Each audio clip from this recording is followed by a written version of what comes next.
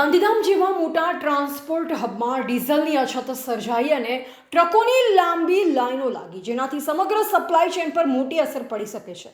ગાંધીધામમાં ડીઝલની ભારે અછતના કારણે પેટ્રોલ પંપો પર ટ્રકોની લાંબી કતારો, રેલવે ગુડ્સ શહેરથી લઈ ટાગોર રોડ પર આવેલ બીએમ પેટ્રોલ પંપ સુધી ટ્રાફિક અને લાઈનો દ્રશ્યમાન થઈ છે.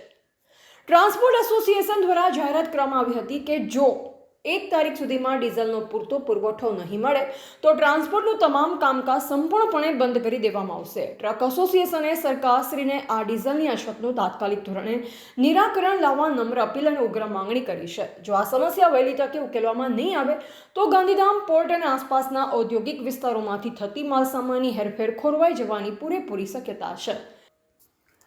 રિપોર્ટર નરેશ ડી વ્યાસ, બનાસની પુકાર, સમાચાર ગુજરાત.